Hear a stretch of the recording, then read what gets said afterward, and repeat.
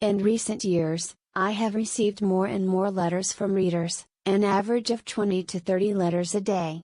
Most of them come from Taiwan, Hong Kong, the United States and Southeast Asian countries. There are also a few from the Netherlands, France, Britain, and West Germany, and occasionally a few from India and Sri Lanka. Responding to these letters became a heavy burden. Not only can I not afford the postage, I am also too busy to find the time. My writing time is already taken up by writing letters. Moreover, there is a heavy mental burden, because most of the letters ask me to diagnose and treat serious diseases or solve serious problems, many of which are beyond my ability, and I am unable to do so. Seeing that people are desperate, and have nowhere to turn to for help, they treat me as a living bodhisattva, and pray to me. But there is nothing I can do, and can only sympathize with them. How sad I feel. Among the cases in which I have been unable to do anything, there are a few recent incidents that particularly sadden me. 2 readers from a port in Southeast Asia wrote to me, asking me to use my celestial eyes to find out the whereabouts of 2 school children, who had been missing for nearly a year in that place. The newspaper information attached to the letter said that the 2 school children had disappeared on their way to school on a certain date in May 1986, and that their parents had reported to the police and offered a reward for help, and had scouted everywhere. The 2 boys have not been found to date. The parents of the 2 children are in mourning, and are in tears every day. For a year now, there have been no letters or phone calls asking for ransom, so it is clear that this is not a kidnapping case. Many psychics have volunteered to provide inspiration, only to find that it is all for naught. The mother of one of the 2 children has been so traumatized, that she has gone so far as to curse anyone who volunteers a clue to the inference. The letters were not from the parents of the 2 children, but from sympathizers. These 2 sympathizers, a man and a woman, were not the children's friends or relatives, but readers of the newspaper, who had heard about my supersense and wrote separately to ask for help, asking me to reply to their letters, or to notify the police in a certain country. There is nothing I can do about this case. I know the children are gone. However, how could I tell their parents about the murder? I could only reply that I was unable to find out their whereabouts, and I felt very sorry for the 2 families. One day in the fall of 1986, the letter carrier delivered a time-limited registered letter, and on the large envelope, the title of the organization Criminal Police Headquarters was printed in Chinese, which gave me a big shock. I didn't commit any crime. I've always been a well-behaved person and rarely left the house. How could I have been so alarmed that a registered letter was sent to me by the criminal police of a certain place? I have lived in Canada for more than 20 years, I have never left the US or Canada, I have never been to the Far East, and I have not done anything illegal, so why is Interpol looking for me? He must be asking for help. I speculated, it must be some difficult murder case. Through the envelope, I could see a thick stack of information inside. When I opened it, it was exactly what I expected. It was an official letter from a certain supervisor of the Criminal Police Headquarters, who didn't mention anything about the celestial eyes. But he respectfully asked me to use my wisdom to help them solve an unsolved case, which he said was a murder that had been unsolved for 5 years. In the attachment, he provided a large number of photocopies of local newspaper reports, to which he asked me to refer in the hope that I could help the criminal police to solve the case for the benefit of the country and the community. I was deeply moved by the sincerity and humility of this criminal police chief. His letter did not mention my celestial eyes. But everyone knows that I am not a criminologist, a detective, or a mystery writer. How can I solve cases for the criminal police? Obviously, this criminal police chief wished me to use the celestial eyes to detect the murderer of the case for them, so that they could bring him to justice and stabilize the society. I felt rather embarrassed by this matter, and I remembered something else.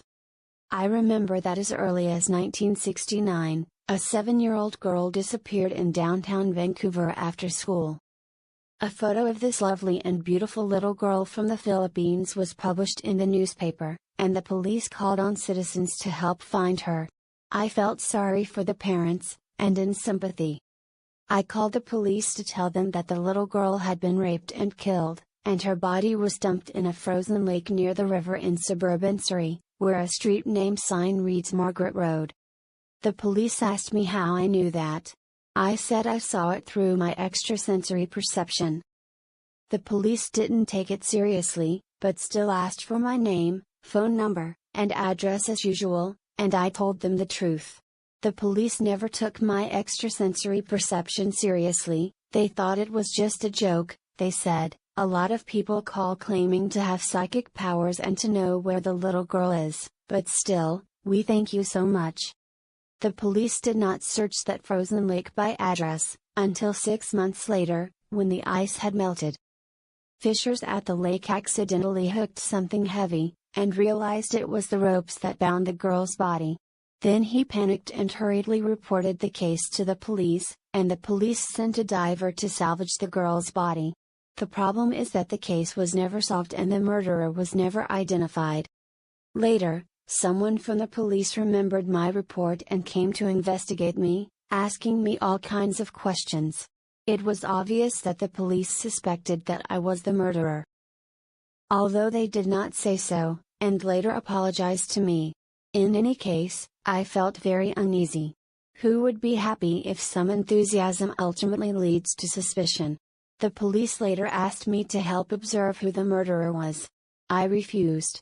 From then on, I no longer did this voluntary and thankless work of assisting the police in solving cases. In 1980, a 9-year-old boy with blonde hair and blue eyes disappeared in the suburban city of Richmond. His parents called the police and the TV news broadcast the missing boy's photo, calling on citizens to help find him. Immediately I told my mother, "The little blonde boy is dead. He was dragged into the woods by a lecherous man who raped him and then killed him by driving a huge nail from a construction project into his head and buried him in the sandy soil inside the woods, about a mile from the airfield, south of the river, east of the sea, not far from the home of a man I knew as James." My mother said, "You need to stop meddling." "I only say this at home," I said. "I just want to confirm whether my future findings are consistent with my observations. How dare I notify the police and ask for trouble again? Besides, this murderer is such a vicious person. Even I'm not afraid of being questioned by the police, I'm afraid of the murderer's retaliation."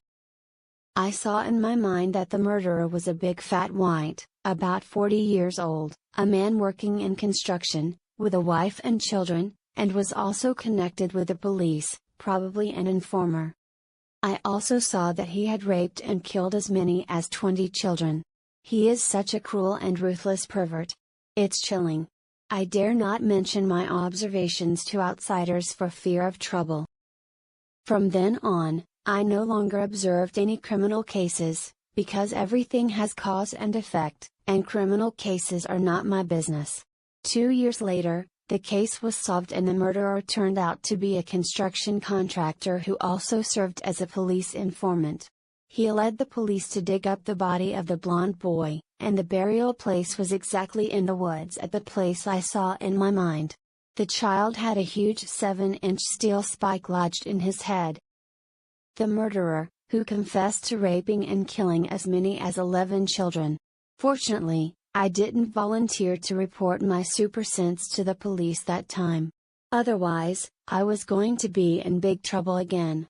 Maybe I would have been suspected of being the murderer. Maybe I would have been retaliated by the murderer. It's hard to say. In short, I no longer meddle in other people's affairs, and I no longer observe whatsoever criminal cases. My supersense is bestowed by the Buddha and can only be used for the promotion of the Dharma and compassionate charity.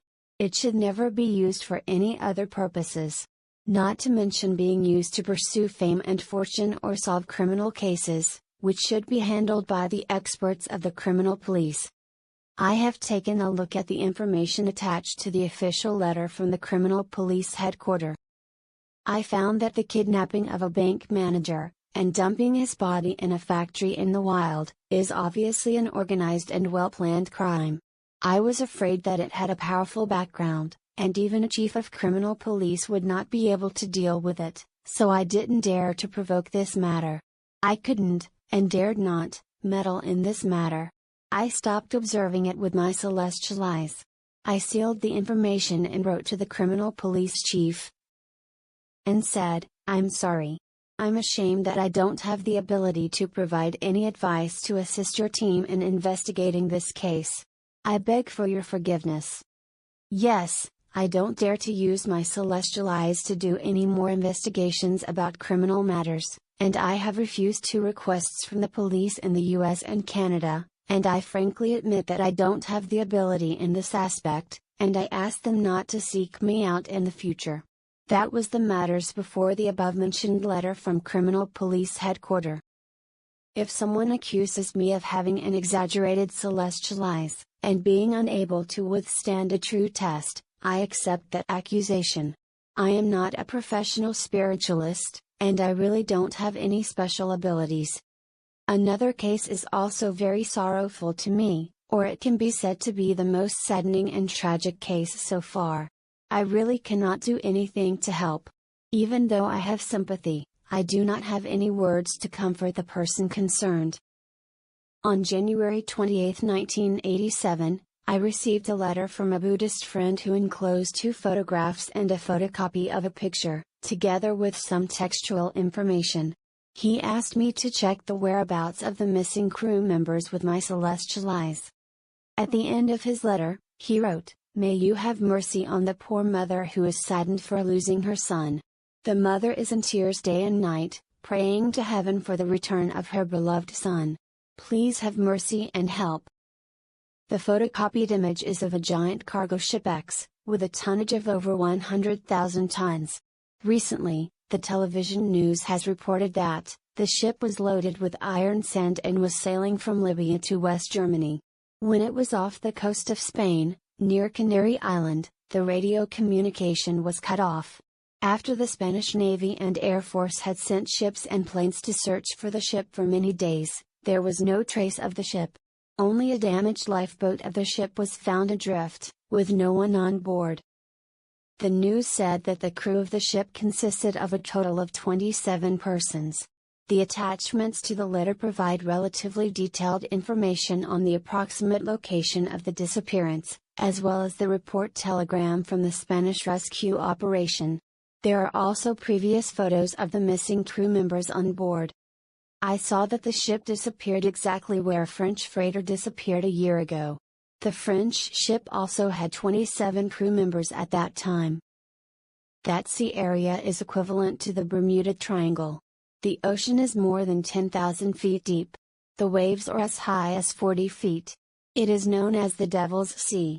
When airplanes and ships arrive there, the electric compasses will fail and the magnetic direction will be abnormal. Since ancient times, countless ships have sunk there. In 1977, 2 jumbo jets collided and exploded at Canary Island Airport, killing over 600 people, making it the worst air disaster in history. The next year, another airliner crashed into the sea there, killing over 300 people. As far as I could see from a distance, underneath the 16,000 feet of sea level at that location were rifts in the crust of the Atlantic sea floor. These east-west trending rifts, like the leathery rifts on the backs of crocodiles, stretching from the southern hemisphere to the Arctic Ocean, filled the Atlantic sea floor in thousands. This is the trace of the cracking of the Atlantic Ocean's seabed crust, and the drift of the crust to the east and west respectively. As Europe, Africa and the Americas move farther and farther apart, and the Atlantic Ocean becomes wider and wider. As lava gushed from rifts in the seafloor around the Canary Islands, the water above was freezing cold and the waves were choppy, which had swallowed up countless thousands of ships since ancient times. There were also many sunken ships on the edge of the rift, covered with shells, which were gradually being swept into the fiery rift by the current. I couldn't help but weep with pathos. I didn't know how to reply to this letter. In the second half of the night of January 13th, At about 2 o'clock to 3 p.m., the 20th vessel encountered exceptionally strong winds, with waves up to 100 feet high and surges of 200 knots. Less than 5 minutes after the radio operator sent out the message "Strong wind, SOS," the X-ship had been turned upside down by the wind and waves and sank immediately. Except for the people on duty, everyone on board was fast asleep and had no time to escape. Several crew members on duty hurriedly untied a lifeboat, but it was too late. Only one of the lifeboat's ropes was freed, and it was broken by the wind and waves. The whole X-ship, including the people, sank rapidly to the seabed in less than 10 minutes. Down there was an abyss filled with black water and lava fire. How heavy was the ship fully laden with iron sand? How fast it sank! Then I saw schools of sharks, numbering 200 or more, chasing and active in the sea at that spot. May the Bodhisattva bless those poor mothers, who are leaning against the door and looking forward. I couldn't bear to see any more, tears welled up in my eyes. I picked up the pen and reluctantly wrote a reply. Please tell the mother of the missing crew member that I am unable to find her beloved son. I can only pray to the Avalokitesvara Bodhisattva, asking the Holy One to bless her beloved son, and to meet him in her dreams. I am very sorry. I don't have any good news to tell her. I can only pray for her, asking her to take good care of herself. Please forgive me. I am just an ordinary person after all. I can't help these poor and heartbroken mothers. I wish I really had great divine powers to let her beloved son return to her side. As I wrote, I couldn't stop crying.